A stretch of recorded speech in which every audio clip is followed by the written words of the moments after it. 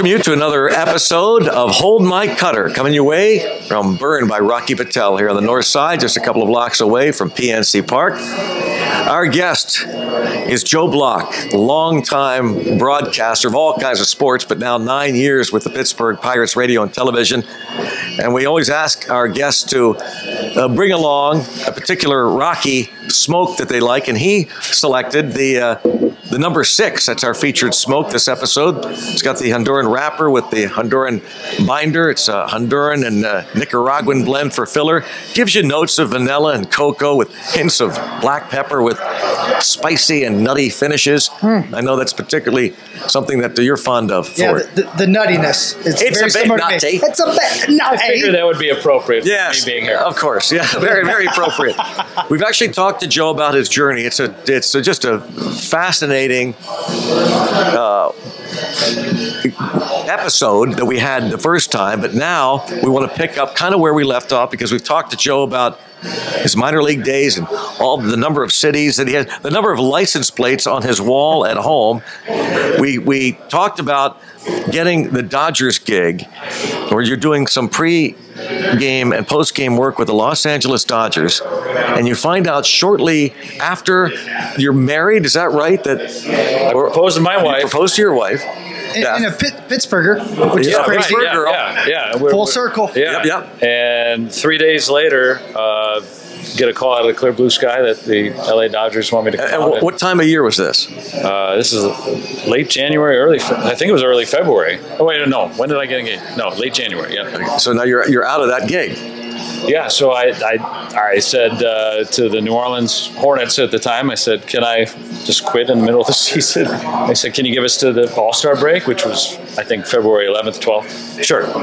And so, yeah, packed up and moved away. And she was living back here in Pittsburgh. She had moved back home. She was homesick and wanted to be back. So now we're engaged.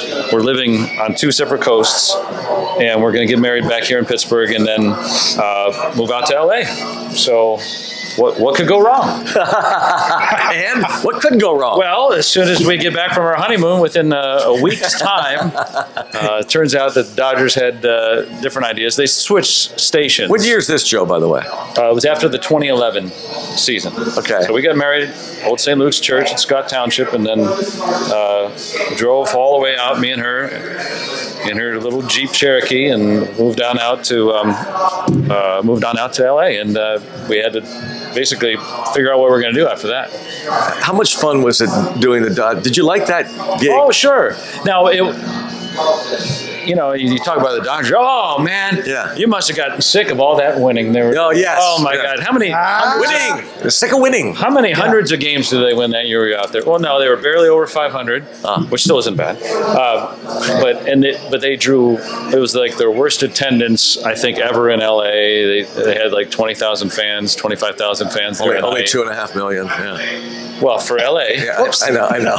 And then that was when the owner, Frank McCourt, was going through the messy divorce. And so hosting the call-in show, half the time they wanted to talk about the divorce and how come he's not spending a lot of money. Now, how did you handle that for you? How'd you handle that? Because you talked previously with us about you didn't think you were a great talk show host before, and now you're doing Dodger games, pre and post game. How'd you handle this stuff? I like doing the pre and post a lot more because I thought I was doing it more as an anchor. Okay. And not that I've envisioned myself to be some anchor, but I guess that's probably more my personality on air would be, all right, let's set this element up, let's move to this, let's go to this, let's bring up this idea or point or concept, and then let's flush it out, rather than just trying to be shocking and come up, and what's funny now, the older I've gotten, and that 9-run comeback game or whatever, I'm just losing my mind because it's just fun. So I've actually kind of moved away from that the older I've gotten. So I don't know. You're more of a fan. Now you're out of the Dodgers. Yeah. How'd you get the Brewers? Yeah. So I just got married. Just moved my wife 3,000 miles away from her hometown in Pittsburgh.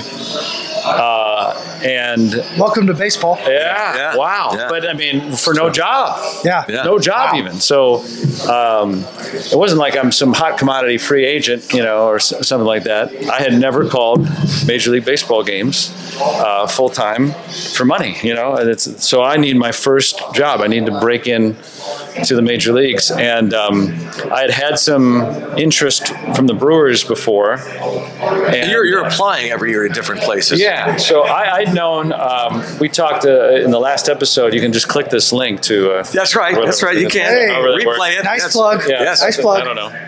But when I was in Detroit growing up, I got to intern a little bit at Tiger Stadium for WJR, and that was the flagship station at that time.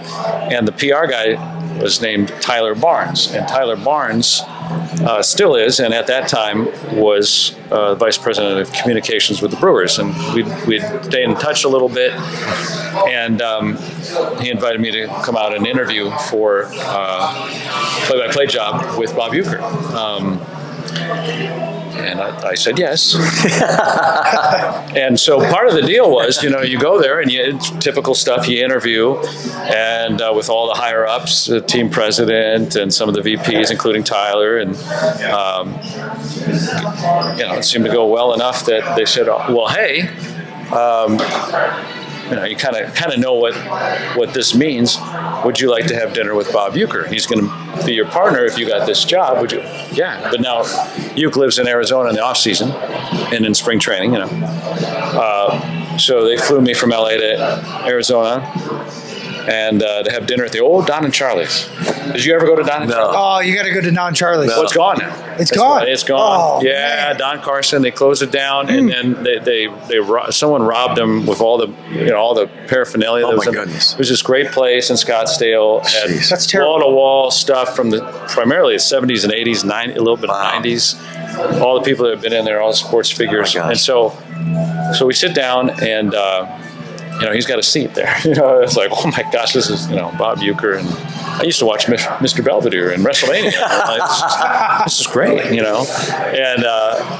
And it was so cool. And Fergie Jenkins came over and bought us a beer. Oh my! It was one of those places where just you never knew who you were going to run into. Oh, yeah, it was an incredible place. It was just cool. It was so cool. So. And that was my first experience at Don and Charlie's, and so it was just like, wait a minute, I'm sitting at a table with Bob Uecker. Fergie Jenkins just came over and bought us a round of beers. I think Bud Selig came in. He would wave hi. He goes, "Hey Al," he called him Al. Just like because he lives in the same neighborhood. It's just like, this is blowing my mind. So all the things that we talked about in the previous episode, all the things that I had some cool experiences. This was like, wait a second, what is going on? This was another, league beyond. I couldn't believe what was happening, but I kept telling myself, wait a minute, you don't have the job, but this has got to be the precursor to it. But so, in order to not get the job at that point, that means, hey, you want to sit down and talk to the guy we're going to hire? Yeah. You would have to be a complete jerk. Yeah. Like, this guy's terrible. Get him out of here. Yeah. So he says to Fergie's leaving. He comes I know Fergie Jenkins. Fergie. Yeah. Fergie. We go way back. Yeah. Right after Al. 31 and I were talking for a little bit. And but he said he goes. Because he just sent a round over from his table. So then he comes over and say, he's taking off. He says goodbye to you, and he goes, hey Ferg, hey, meet my new partner, Joe Block. Oh wow. What did you do in that? Did your heart just drop? Oh my God, yeah. I turned just completely pale. So nothing. He didn't know anything was going on, which was great. So that was because I was the same color. You can see that. That's There's that joke. sense of humor. There we go. Sorry, it's I got it. Yep. So that was just crazy experience, and I couldn't wait to call my wife and fly back home to LA. That didn't seem right. So we ended up very quickly moving to Milwaukee. We get married, move out to LA, lose my job, and get a new job. We'd been married 6 weeks at that time, and we're on to our second state. And we just got a little condo in Milwaukee, and hey, we had a great time. The Ueckers were so kind to us. Beth was pregnant with her first child my last year in Milwaukee. They had a baby shower for us. Wow. He and Judy. Mostly Judy. Yeah. And they were so kind to us, and we love the city of Milwaukee, as you know. I mean, whenever we go there, it's a sleeper city. We have a great. It's a great city. Great time, you know, and that's what really. And then I talk about. I have such great reverence for everybody I've worked with. Everybody teaches you something, you know. But working alongside Bob Uecker, one of the greatest entertainers who's ever lived. Yeah. Think of all the different things, different types of things he's done, and just understanding in those 4 years, not to try to be somebody else but learn my best self and what are my best things. You know, I don't need to rush or put on anything. You know, just kind of be myself, but be entertaining. I don't need to be just all nuts and bolts and, you know, that kind of thing. But however, my personality suits, you know, and we ended up, I thought, you know, being good compliments, because obviously it's his show, you know, I mean, it's, but how can I augment him? But I was never treated like, okay, you're just here to help me out or be along for the ride. He always treated me like an equal, even though I knew I wasn't. But I felt like I was adding something to the broadcast, and so that made me feel great. And it was a really great experience. And Beth was a lot happier that we could actually get in a car and drive back to Pittsburgh. It was a long ride, but we could still do that, and it was a really great time. Did you ever feel like you were never walking on eggshells around him on the air? I would say the first couple not to step on his show. He didn't make me feel that way, but it's inevitable. Yeah, he's a legend. This is my first really true big league job. I'm 33, you know, and he's Bob Uecker in his hometown. His nickname is Mr. Baseball. You know, his nickname. That means something. Yeah, it's not just Bob or Uecker. It's Mr. Baseball. You know. Do you refer to him as that? Yes, that's it. You know, if I can make eye contact with him, it would be you know. No, he never made me feel like that. So that was great. So at least like that barrier was always broken down. But I was, of course, had a lot of trepidation. And then I remember we were in Arizona. It was early in the season. And it would always be me, him, and Kent Sommerfeld, the engineer, would have dinner in the media dining. You know, Kent, of course, been around for almost 40 years now doing this. But that day, for some reason, Kent was doing something. So it was just Uecker and I sitting at the table. And it was like late April or something. And I said, Uecker, is there any feedback you got for me? You know, and he said, yeah. Loosen up. How many years had you been at that point? 2 months. 2 months. Yeah, but and he was like, loosen up, you know, and I was like, he goes, you're too tight, you know, and I was like, okay, all right, and that really made me feel a lot better, and I go, I just don't want it, and he goes, relax, he goes, it's a baseball game, we're having fun, he goes, you're not gonna, you know, if I got something for you, I'll tell you, you know, but you're doing great, just keep it up, you know, and then Ken walked in, and that was the end of the conversation, and at that point, I felt like, well, I'm just going to be myself, and sure, I might have stepped on him a couple of times, and I didn't quite say the right thing all the time, but that's fine. And he didn't get on me for it. It was okay. It's real life, you know. So and you're learning as you go. Yeah, but it wasn't this big deal to him, and I just was able to relax, have fun, and I became better because I was relaxed, and he knew that, and I think that's why he kind of just, you know, led me that way. And from then on, it was really great. A lot of fun. Joe, I know you've thought about this. Obviously, legends, that word is thrown around way too much for me. But you truly worked for the legend of the broadcast business, sports broadcast business. You worked maybe not necessarily right alongside, but certainly with Vin Scully, doing Dodger Talk, saw him every day, I mean, you know, for the home games at least. Yeah. So then you go and you work with, as you say, one of the greatest entertainers in the history of our country. Yeah. Certainly one of the great baseball personalities and truly a legend in Milwaukee. Then you work for an absolute legend in Pittsburgh with Steve Blass. Oh, I thought you were going to say you. I was like, yeah. Hey, he's in that legendary Well, I was category. like, at least Now, let how Michael about, say that. No, but how about that? That is No, yeah. No, Scully, but yeah. Uecker, Blass. That's quite a run. And Think about how long they were around the same team. yeah, That's what I think's so cool. Like you're in year 9, you're in triple decades. Whatever, I mean, it's special. Yeah, that's. I mean, you know, and luckily I got to do games with Blass. You know, Yes. you know, I got here soon enough. Yeah.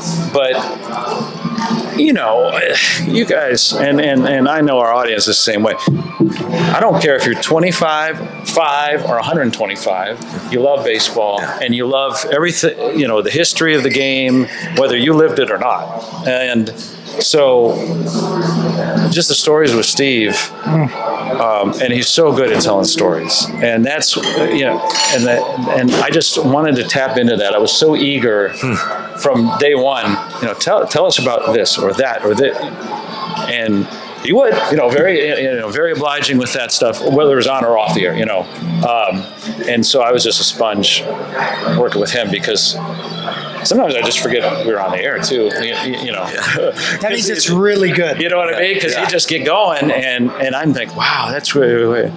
Oh, I just missed 3 pitches. I wasn't even thinking about it, and so I can only imagine the audience how captivated they are. So I just treasure how I've been able to be around people because you played. Your athletic skill got you to be in that select group of people that have played Major League Baseball. When we're trying to do it, and I'm speaking for you, but I never was going to be a professional player.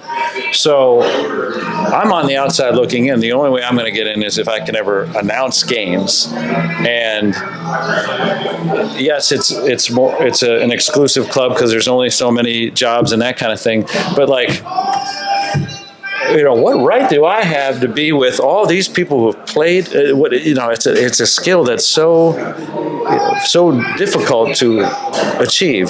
So I've always felt that way. That I've just been so fortunate to. I'm just hanging out here. You played Major League Baseball. I think that's great. So Steve Blass, he went all 9 innings. A lot, and twice in a World Series, one World Series. We were talking about that earlier. He's an awe factor for me because of what he's done in his storytelling. But I'll say the same thing about you guys, and what makes I think our family and our group different than a lot is that you guys are my teammates. I don't see you as a broadcaster. I see you as a teammate. I don't see you as someone that didn't play the game. I see you as a guy that I want to know, hey, what's your opinion? What's your thoughts? And you both have very strong opinions, and I love it. And we'll debate, we'll talk, and we always come to a conclusion that, like, man, we really love this city. We really love this team. And that's, in my opinion, the greatest gift Pittsburgh and the Pittsburgh audience has that, I don't think everyone has. I've been a part of a bunch of different teams. I think I played for 11, and it's a special breed here. And I think it's funny. You married a girl from here. You end up here. Everybody we've had on this podcast has had a full circle event to bring them back to Pittsburgh, and it's because it's a special place, and it's because of the special people. And you two are 2 special people, and you guys have taught me a lot, and I've really enjoyed listening to all the stories because it is a grind. It is an absolute grind. Well, Joe and I feel the same way about former players, but I have a special affinity to former Pirate players. I have great respect for. They play 1 game for the Pittsburgh Pirates. They're in a special club for me. Miguel Del Pozo or Danny Ortiz. Who was one of the 10 catchers that year? Rod Barajas. No, they played one game for the Pirates and parts of 2 years. Wyatt Torregas. What a great human being too. He ended up working for the Pirates. A little bit of scouting for the Pirates. Absolutely. After that. Really? But Cole Figueroa. Yeah. You guys could go all day with names. Recall. Now do the Korean baseball team. As soon as it's a Pirate. I got it. Hey, Brownie, now do the Korean baseball team. Yeah. All right. What are your first calls with the Dodgers? I was Well, it was really weird, though, that 7 of the 9 in the lineup that day, their last name was Lee. Good for you. So I just I don't know. That was easy. They were all related, of course. Yeah. No. Yeah. Very easy. Hey, so how did the pirate job come about? Because you were fine in Milwaukee. Yeah, I mean, so obviously I marry a woman from the South Hills. We got married in Scott Township, and we were about to have our first child, and we wanted to have her here, and we did. So now it's just we're locked in here, and our buddy Tim Neverett was doing the games here, but he grew up in New England, and so it was his dream to call games for the Boston Red Sox, and they had a job open, and they offered him the job, and he took it. So this was right before Christmas. In 15, that I saw that the Pirates job has opened up. Well, we're here because we just had our daughter, and we wanted to visit with family, and so wait a minute. So I called Mark Garda, who's our boss, and said, "Hey, can I apply?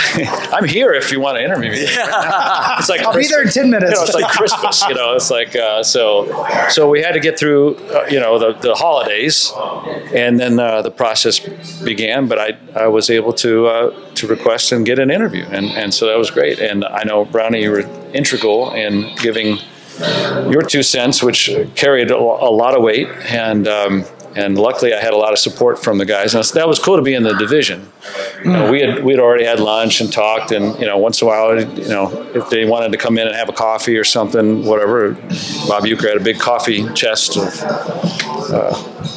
I forget, it was Milwaukee coffee.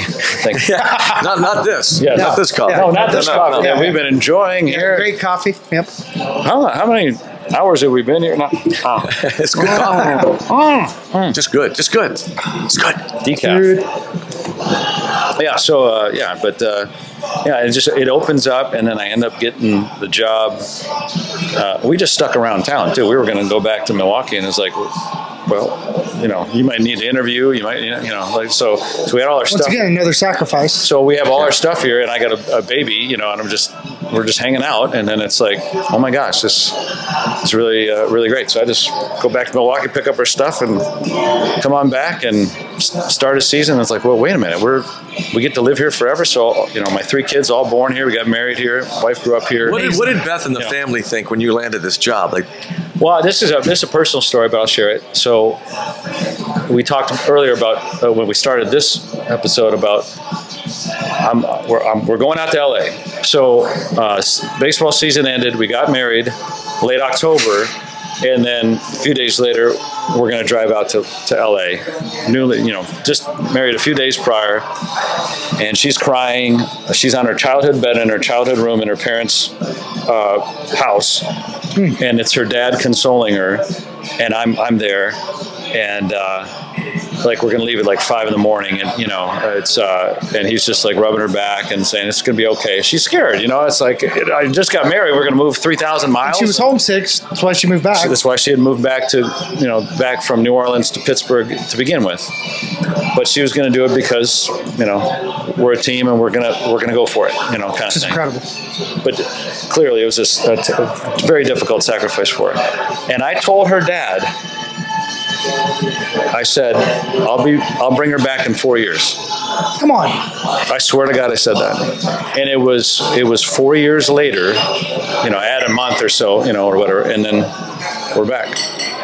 That's power in the spoken word right there. Yeah. That's powerful. Yeah, it was unbelievable, because that was 2011, and at the end of the 2015 season, that I guess that's when it would have been, and then 2016 started with Pittsburgh Pirates. I can imagine you saying to your father-in-law, I told you. I told you. I did say that to him. I told you. He started You laughing. need to like me more now. I could not believe that. I don't know what came Talk about a bat flip. Yeah. A Joe Block mic drop. But why did I say that, in that moment? And it came true. I didn't know how or when or why I even said that, but it did come true. And I just thank God for that, because that was the most powerful experience I've ever had. That's incredible. Career-wise, obviously, is to be able to be here. And then, we're here forever. It's great. So, yeah, we were talking about funeral plots burial plots the other day. So we're like, yeah. Oh, that's to bring it down again. Yeah, to go. So, too soon? Yes. Where do you want to go? Jefferson? Yeah, let's just do Jefferson. Yeah, I got a couple extra plots. No big deal. Yeah. So we're not going anywhere. Yeah. Obviously, you're not going anywhere. Yeah. You've got that. Not until this thing. That's called. I'm not leaving until the last cup of coffee is. That's another pot. That's right. Come on. All right. We're pirates. That's called rooted, Brown. These are beautiful. That's rooted. That's rooted. Yes. That's a different way. Michael, I didn't realize you knew engraving. This is beautiful. Yeah. This is really nice. It's my Viking background. McHenry's really good at that. Yeah. Are there any similarities that you see between Uecker and Blass, besides the obvious great sense of humor? I'd love to hear them But they're talk. different people, I'm sure, on the air. Uecker seems to me to be, well, first of all, he's a play-by-play guy. Blass never was. That's a huge difference. Yeah. And so Blass had that platform.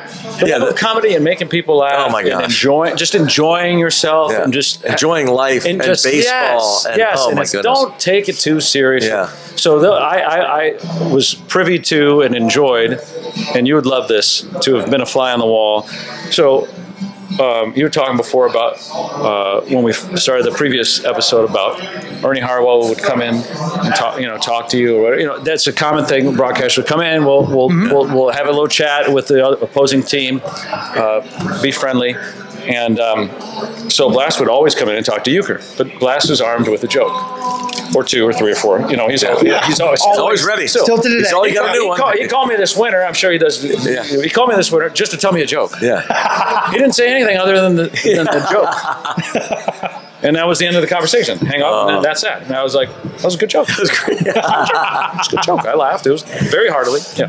But that's what he'd do. He'd come in, and he'd test a few out on Uecker, and he'd land two or three, and Uecker would give him something back, and then they go, and I'm just like, oh my gosh, this is great. This is That's like classic. Yeah, this is Connors McEnroe. People would pay top dollar to be sitting there watching these two exchange jokes. 100%. It was great, and it wasn't a one-upping thing. It was just like, hey, it's 4:30 on a Wednesday, and I got one you can use. Let's have fun. Yeah. Let's enjoy our life at this second and just make each other laugh. And it was wonderful to see. That's the similarities that come to mind right away. Now, how about working with all these different personalities? So basically in Milwaukee, you're pretty much just you and Uecker, right? Yeah, and then my last year I worked with Jeff Levering, Okay, who's a play-by-play guy. Yeah. But now we've got this, including the guy next to you, all these different personalities. Is that fun for you or challenge? I'm curious. I'm a curious person. Yeah. And so getting to know your personality, what are your strengths? What are things you like to stay away from? In your career, okay, you're a catcher. What are you proud of? What are the things that, okay, it's all said and done now. What did you really feel proud about in your career? Let's kind of get to those things sometimes. Not as a boastful thing, but if you achieve something like that, to be able to play Major League Baseball, that's a huge accomplishment. So, all right, and then the audience wants to know about that. And then what are some stories? A lot of times we ask questions of our analysts, doesn't go anywhere. We're just, we don't know. Okay, we'll try that. Okay, nothing.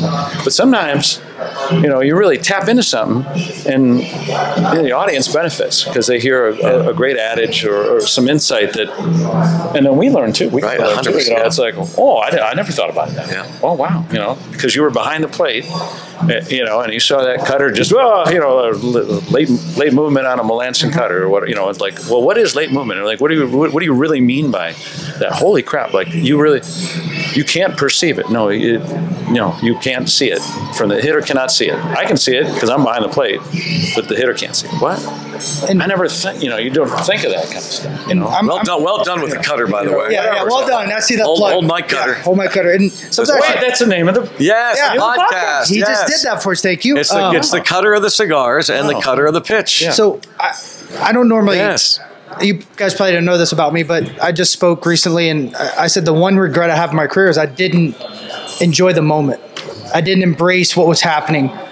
And because of you guys and because of some of the cool questions and because of just the entertainment factor of it all, I've been able to kind of reflect. And I've gone back, and I don't like writing. I'm not good at writing, and I've written things of what I remember, and it's been remarkable. I've been able to touch lives because of it, whether it was a really cool moment or someone that's come up to me like, hey, do you remember this moment during this game? I was with my dad, and that's why I'm a Pirates fan. It's been mind-blowing because I didn't think it really mattered in the moment. I'm trying to think about the next thing. We get so focused on that, but you guys have unlocked a part of me that I didn't know existed. And wow. I have to say thank you because I've looked into it in that way, but I've always been a catcher, and I'm always looking at it as like, how can I make my teammate better? Mm-hmm. But then I'm seeing it from vice versa. That's all you guys are really trying to do.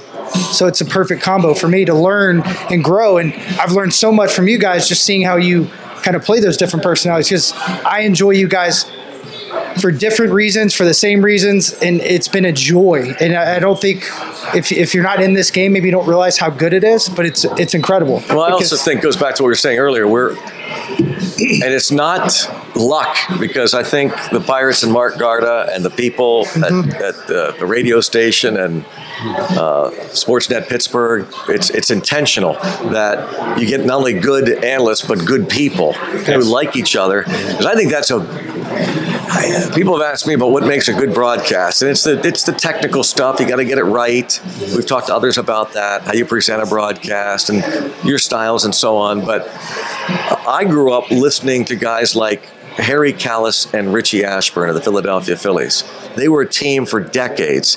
And people would tune into the games. You have to listen to the Phillies, but some bad Philly teams. But they just loved hearing two buddies talk about the game of baseball. They were a part of. They were sitting down with them, and that's what I think has been created. With again, it was Blass and Walk full time for about. Then Wainer starts joining the team on the road, and then when Blass retires, they start bringing McHenry. They bring Caps, Kevin Young, now Neil Walker, and boy, that's hard to do when you get all these guys, that combination that like each other and have fun on the air, and everybody offers something different and unique. Amen. It's pretty cool. Yeah, it is really cool. And I think about, I was trying to think of an analogy here. So you ever go out and have, let's say there's a dinner party and you're with another couple, and you can tell they don't like each other, and they're gritting teeth and they're throwing barbs at each other. How much fun are you having?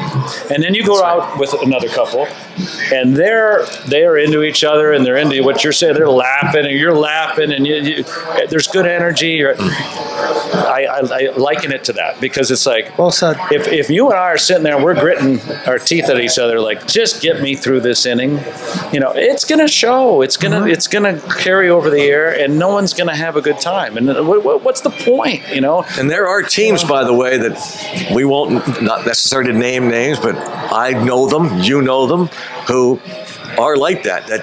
You can hear it. No, it's you can hear it. Yeah. There's some. There's a reason. Obviously, especially myself and Matt Capps, we played other places. And there's reasons why Pittsburgh was the lo and behold place we both wanted to come back to, because it felt like home. I was drawn here. I was like, Pittsburgh. That's my second place. That's my home. Yeah. And I live here now. Yeah. Well, that's the other thing that's cool. That's common about the Pirates. And, and you would know better than I, because the Pirates are it for me. I don't know that anybody else has this. Again, going back to anybody that's ever played even a game for the Pittsburgh Pirates, near and dear to our hearts. But think about the guys, despite the losing, the guys that still love the Pittsburgh Pirates, that would do anything that when they come back, they love going to the games, seeing what things are like now at PNC Park. Jack Wilson, but all the guys that come back, Craig AJ Wilson. Burnett, AJ Burnett, name them. You can all of them. Even if they played a short time, there's a true love for the Pittsburgh Pirates from all these former Pirate players. Yeah, AJ's a great example, because he's so accomplished and played a lot of places and had great team success in other places too. Still, really identifies with the Pirates. Yeah, I saw something the other day. He wrote, and we keep in touch. He said, "It's my Gotham. Yeah, it's his second home," and that's the feeling he has. And I always go back to a Roberto Clemente quote: "Is it captured my heart I was born somewhere else, but this became my home. And that's how I feel, and I know a lot of guys feel that way. Yeah, and we do. I mean, obviously you guys do. No one's trying to pretend that we grew up here, but I think it means something when somebody is not from here, and then they want to live here. And exactly. They, and you live here year round. I mean, it's like I made a lot home of our ex-players don't live in the north. Yeah, I left the hottest place in the world in Tennessee. People are moving there. I mean, our house sold for incredible amount of money because of how hot it was, and I moved to Pittsburgh. And I mean, this is a God thing. I literally moved from one place to the other in the exact same price house, in the perfect location at the perfect timing. It was remarkable. Just kind of like what you said. It's just like this is where we're supposed to be. Great place, great team. We're very lucky.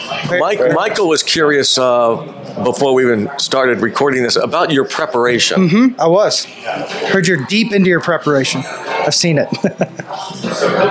I just had a colonoscopy this week. No. Not that prep. We're talking about that's too deep. That's too deep. Yes. Okay. I saw the cameras. I got a little nervous. Well done, by the way. Yeah, that was well done. Well done. I like that. Being a guy, dramatic pause. When I retired, people often ask, "What do you miss the most?" And I say, "I miss the off season, the grind, the willingness to try to get better just by this much." And you guys have two completely different styles. You're very technical. You've built a website. You even wrote some of your own code to get some of the things you need during the game. Brownie's got the old school look, and it's kind of remarkable. He's like Rain Man flipping the pages to get to the thing he needs. It's so cool to me. It's been I guess the coolest part of this job is watching you guys prepare for me. Honestly, I love it. And I want you to share a little bit of how you go about it. You come up with some of the coolest stats. You still send me the emails, just about every series, and it's neat. And the same thing with Brownie. Brownie sends something completely different, but you combine the stats, the stories, the anchoring that you've learned, and you kind of put it all in one. Just talk about that a little bit. Well, I mean, I was saying earlier about I'm just curious. I think that's where that lies for me. Curiosity. Huh. Yeah, I mean, the Pirates sign a player, bring them to minor leagues or spring training, or trade for a guy, and I don't know him all that well or whatever. I just, let me think about this. Let me look into this. I'd like to know about this, and what's this? I thought I heard something about this before. But then you talk to the player, and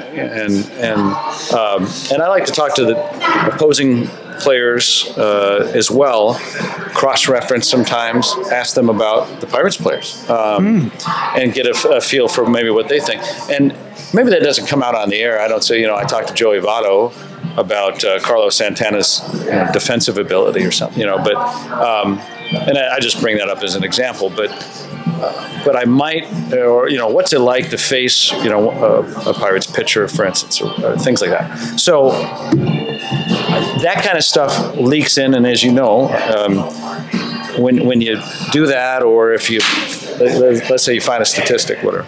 Well, sometimes stats can lie to you, but I try to, again, cross-reference or validate it by asking the player, hey, I've noticed this in, a stat, or I won't even bring up the stat. I'll say, what's your, there's a Pirate player in recent times that would take a lot of pitches right down the chute. And I said, well, what's your approach with two strikes? And things like that, and I noticed that, wow, he's taking a lot of third strikes, big power type hitter too. And I was surprised by that. So, but I want to know, okay, well, so he's looking to walk. Okay. So, I can't be in a big situation. You need a big hit. You need a double. You need a home run right here to win the game. I'm not going to kind of set us up for that, because he's probably not going to do that. He's going to draw a walk and set up the next guy. The middle infielder is coming up next to bunt. So, but that's the kind of insight that I hope benefits the audience, because when we are talking to guys, and you're always down there and talking to everybody, and or if we're looking up stats, or if we're looking through, someone wrote a feature piece on a guy, we're trying to glue all that together and bring you the picture. And we don't always get fully right, but we're trying to be fair, and we're trying to get into the players' heads a little bit, set it up, and amalgamate that for the audience. So that's kind of what I do. Is I go from a bunch of different sources, try to squeeze it into, like you said, sometimes I have a little, cheat sheet for the day or whatever on my little OneNote or whatever, and then that's what I'm going off of. But a lot of it's in here from the day, and then almost none of it is relevant for that particular game. As you know, he's one of the smartest guys in the world. Yeah, no doubt. No, I'm not. I have to prepare so that it sounds like I am. He's very, very intelligent. That's why I have to prepare so much. Yeah, and it's a very, very jealous of that intellect. He's a sharp cookie, and got a great sense of humor. Sharp. You notice that? Yeah, they're very round. That's good. I've had some really sharp cookies in my day. That's true. I've thought about it that way. Yeah. I have to say it. I wanted to ask you about your website. You mentioned Call the Game that you founded. Yeah, it's been going for a long time, though. But what was the purpose of that? Okay, so me and this guy, Jim Tocco. Jim Tocco worked in Charleston, South Carolina the year before me, calling pre and post game, and then he got a job doing the games in Charleston, West Virginia. So he's in Charlie West, I'm in Charlie South, and we stayed in touch. He left me a beer in the fridge and said, go get him. And I like this guy. I don't know him, but I like this guy. I don't know who he is.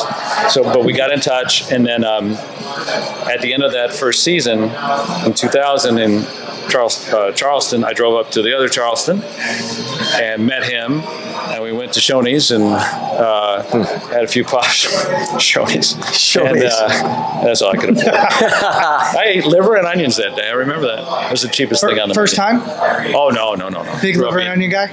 Grew up eating that stuff. It's cheap. I love it. That's why. Okay. Fair enough. So yeah, so he had the idea really to do this. I kind of I thought about it, but he had really fleshed it out nicely. He had most of the design. I just kind of thought about it, sort of, and so we married our ideas and we put it to work. And so for about 7 years, we had a website that if a team, it could be like a CBA team, or G League nowadays, I guess, or it could be like a Major League, NFL team, or what. It could be anything. If you got a play-by-play job open, we're all ears. Let us know. We'll post it on there for you. We had a message board that I thought that people in time kind of grew to know about and participated, and we manicured it pretty well. So we tried to keep it like this is a professional place to be. If you're crazy, and do just getting after people and being real negative. And then this is before social media, so so there was some of that, and we curtailed that, and we got it out of there. So it ended up being a pretty okay place to gather, and then we kind of expanded into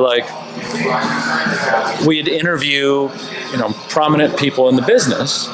Hey, Ian Eagle, Aaron Andrews, whatever, how did you get here? And that kind of thing. And it was cool because, we're working games in the minor leagues.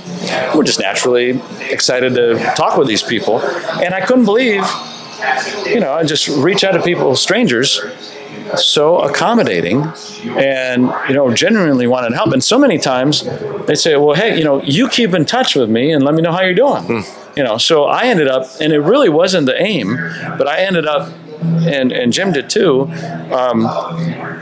expanding our own networks and getting opportunities for ourselves because of that website. And that was really never the aim. It was really to just further the industry. Our big thing was when I got into the business, you had, back in those days, again, the internet's still really limited. You had to fly out to wherever the winter meetings were, and my year was 99 in Anaheim, and I'm living in Michigan. You gotta get a plane ticket. You gotta get a hotel for 3 days.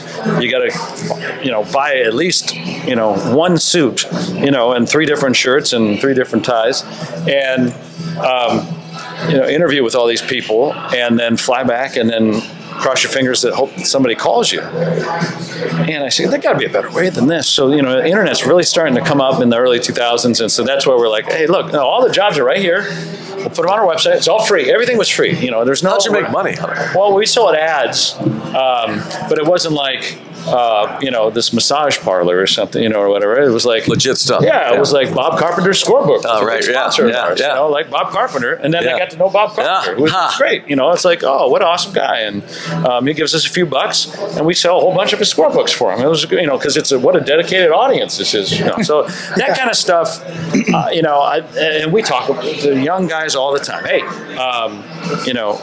gals, guys, you want to get started in this business, you got to work hard, you got to be relentless, the whole bit.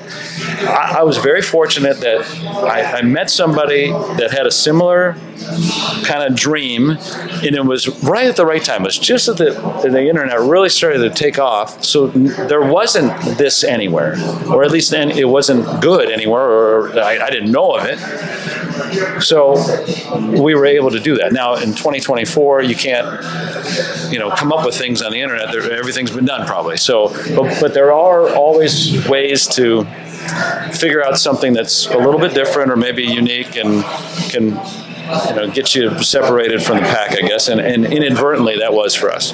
Does Joe Block have a favorite pirate moment right away that comes out to your mind? Favorite call? And least favorite? Yeah, okay, favorite call. Least favorite. Now, I've only done 8 seasons. The comeback game, September 23rd of 23, you're down 9-0 in the 3rd inning. I'm working with Rock, John Wayner, and it's 9-3. It's the 6th inning, and Rock says, if Reynolds pops one right here, this is 9-6, and they're going to win this game, and I was like, I started getting chills. I'm like, I was like, kind of like, they're going to win this game tonight. But he's got to hit one out though, and then like a couple pitches later, he hits one out. And now it's 9-6 in the 6th, and so we're just, it's at the end of the season. They're not gonna make the playoffs. They've had a better year. They're not gonna make the playoffs. But so this is gonna be kind of a big moment in this particular season, and so we're just like, all right, well, let's just go for it. We're gonna just say they're gonna win this game, and we just kept, they're gonna win tonight, and they're gonna win, and it's gonna be the greatest comeback, and and here they come, and they did. They came back, and it was by you went bonkers. Oh, I did. I started crying. It was unbelievable. You went bonkers. It was so good. The Pirates are good again. Yeah, I watched it. That's the only moment I watched. If you have not seen it, and you're watching this right, you got to go back and find it. I watched games. I watched bits we're gonna put it. We're gonna put it in. We're gonna put it in. I go. The Pirates are good again. I started crying. I was like, it's just so great because it's just like we're talking in the previous episode about. I grew up a Detroit Lions fan. I'm still a big Detroit Lions fan, and it mirrors a little bit of the Pirates fan plight, right? And you're like, oh my God, if we could just come on, we got a bunch of young players. Sky's the limit, right? Can we just be good? And it was just like that glimmer of hope, because it was like Majinski's got to come on, he's got to come on and get the save, and he nails it down, by a single runner at third, but he does it. Yeah. And it was just like 12-11 final. They come back from 9 runs down.